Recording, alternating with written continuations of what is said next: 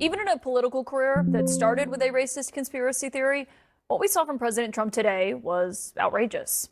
The naked racism shared on his own account last night stands out even among the depths of social media. What differs tonight from other moments when the president has said, written, or shared racist or offensive things is the response coming from his own party. And given that response, it became quite clear inside the White House that their usual response of defiance or laughing it off wasn't going to work this time. Let me fill you in. Shortly before midnight, a video that was posted to the president's personal Truth Social account included this image at the end, depicting the Obamas as apes. Now, despite how obviously racist and ugly that is, and how many people quickly pointed that out, it would go on to be more than 12 hours before it was ultimately removed. Initially, we heard from the White House press secretary actually defending it. In a statement to CNN this morning, Caroline Leavitt said, quote, "This is from an internet meme video depicting President Trump as the king of the jungle and Democrats as characters from The Lion King." Leavitt said, "Please stop the fake outrage and report on something today that actually matters to the American public." But the backlash continued to grow, with Republicans condemning that post and calling on the White House to remove it, and some of them even saying that they should apologize. And shortly after her defense from Leavitt, it was actually taken down and removed from the president's pages. A senior White House official subsequently told CNN that a White House staffer erroneously made the post. And then this evening, while facing questions from multiple reporters on Air Force One about this, the president offered this explanation, but no apology. I looked at it, I saw it, and I just looked at the first part. It was about voter fraud in someplace, Georgia. There was a lot of voter fraud, 2020 voter fraud, and I didn't see the whole thing. I guess during the end of it, there was some kind of a that people don't like. I wouldn't like it either, but I didn't see it. I looked at the first part, and it was really about voter fraud and the machines, how crooked it is, how disgusting it is. Then I gave it to the people. Generally, they look at the whole thing, but I guess somebody didn't, and they posted, and we took it down, and we turned it, But that was a voter fraud that nobody talks about. They don't like to talk about that post. We took it down as soon as we found out about it. It's not clear it was as soon as they found out about it, because people were criticizing it for hours this morning before it was ultimately removed. Now, for congressional Republicans, this was a rare moment where they didn't claim to not see the post or say that they don't respond to the president's tweets. Instead, there was condemnation that came in loud and clear. Words like wrong, offensive, inexcusable, and yes, racist. One Republican voice stood out from the chorus. It is the sole Black Republican in the Senate, Tim Scott. He wrote, "Praying it was fake because it's the most racist thing I've seen out of this White House. The president should remove it." Now, you note there he says the most racist, indicating that there have been previous incidents. Some of those we know Senator Scott has criticized the White House for before, including when the president reposted a video of someone who was yelling white power. Senator Scott called that indefensible. When Trump told certain Democrats, to go back and help fix the totally broken and crime-infested places from which they came, Senator Scott said that was racially offensive. And after the president's very fine people on both sides comments, Senator Scott said this. After Charlottesville, you said the president is not a racist, but he is racially insensitive. Yes. Is that still what you believe? Absolutely. Yeah, the president is not a racist, but is he racially insensitive? I think the answer is yes. Now, it shouldn't just be on Senator Tim Scott to condemn these posts and call them out for what they are. Yet his voice certainly resonates when he does, especially within the West Wing. When the president was asked tonight about that post, not just why it was posted and how it was removed and who did it, he was also asked whether or not he'll apologize for what he said, and he made clear in his answer. Mr. President, a number of Republicans are calling on you to apologize for that post. Is that something you're going to do? No, I didn't make a mistake. I am, by the way, the least racist president you've had in a long time, as far as I'm concerned. Joining me tonight, my sources are former New York Congressman, Democrat Mondaire Jones, former New Orleans mayor and senior advisor to the Harris campaign, Mitch Landrieu, as well as the former chief of staff to Vice President Mike Pence, Mark Short, And Mondaire Jones, when you see the president's post, I mean, do you want him to apologize for that?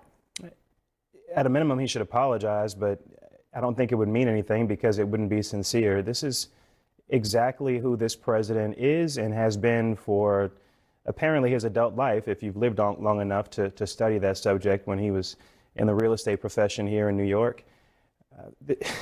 When you think about the way he started his political career, which is how you open this segment, this birtherism, accusing then President Obama of not being from here, of not being, a U.S. citizen even. When you think about the way that he described white supremacists who marched in Charlottesville as very fine people, when you think about the fact that he's trying to still push this myth that there was voter fraud in the 2020 presidential election, and he's specifically speaking about the voters who are black and brown who delivered the presidency to Joe Biden. When you think about the fact that every time in this country we have seen an unarmed black man gunned down by law enforcement, he has never been able to bring himself to criticize that law enforcement official, but rather has vilified the dead victim. This is part of a pattern. And when he says that he's the least racist president in a long time, he doesn't even believe that. Because look at who he surrounds himself with. We got people like Stephen Miller who are running the show and who are virulently racist. And that is a reflection of his policies throughout. Mitchell and Drew, what stood out to you from what you heard from the president tonight as he was saying, it was a video about voter fraud, whoever he sent, the president made clear tonight he saw this video, sent it to someone to post on his Truth Social, as he put it, and obviously he says didn't watch to the end, and then whoever he sent it to didn't watch to the end and just posted it. Do you believe that? How could you? The president of the United States, Donald Trump, is a racist. There's no question about it. He has been his entire life. In this administration, the fish rots from the head. I think that post is disgusting. It's vile. It should be unacceptable to everybody in America. And while I appreciate some of my Republican friends stepping up and, saying, oh my gosh, I'm so surprised, I would like them to do something about limiting his authority. Basically, what you just saw the president do was deny, and then he made an excuse, and then he blamed voter fraud, and then he said, go to hell, I'm not going to apologize. If he were a university president, if he were the president of another country, if he were anybody that led a major corporation, he would have been sacked already. And it says something about his political friends that they won't call him to task for this. I saw Donald Trump give a speech the other day for 40 minutes, and he sounded like a lunatic. And I think this guy, who is a bad guy, has finally lost his cookies. I don't think the country should tolerate this, and I don't think this should go away. And even if he did apologize, I agree with the congressman, it wouldn't mean anything because he doesn't believe it. He has no sense of sorrow about any harm that he does to anybody else, and he's abused his power in a way that I think is unacceptable. Mark Short, you worked inside the White House in the first term. You know what it's like when moments like this happened and people were kind of scrambling when the president has posted something online. What do you make of how, not only did the White House come out tonight and say, well, it was a staffer who erroneously posted it. Very few people have access to the president's social media account. And I'll note it came at 11:44 p.m. Eastern when he was in the residence. But what do you make of the press secretary came out and defended it initially today. Right. They changed the story a couple of times. I would imagine that the same staffer is the one who posted kerfuffle a couple years ago in the middle of the night. But I think the process actually, despite the mayor's assertions, I actually think the president's explanation probably is the way it happened. I think that the president, he has been phenomenal at using social media, but there's always this desire and need to put content out in ways that can be really harmful. And I think this is obviously a big mistake, but they get all sorts of content that's fed into them that they look at and put out, at all hours of the night.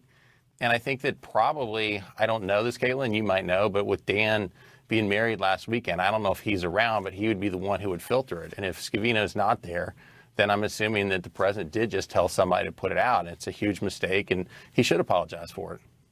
It is kind of a wild scenario, though, that the president was posting a video about voter fraud that doesn't exist. Mm-hmm. And this chart, that looked like the meme trying to explain all the crazy conspiracies. If that is actually the explanation, that he was so focused on that he did not notice the racist part at the end. I mean, is that, how does that land with you? No, it's completely implausible.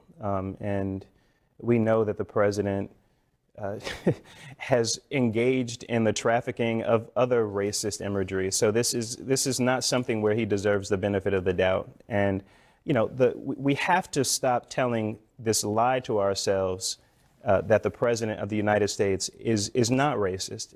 Because once we start to tell the truth, we can actually then begin to do something about it. And to your point, I'm tired. Look, I appreciate Senator Tim Scott's courage. He was in rare form today when he said that the president was wrong to do something. And obviously, I wish that more of his colleagues on the Republican side of the aisle in the Senate and in the House.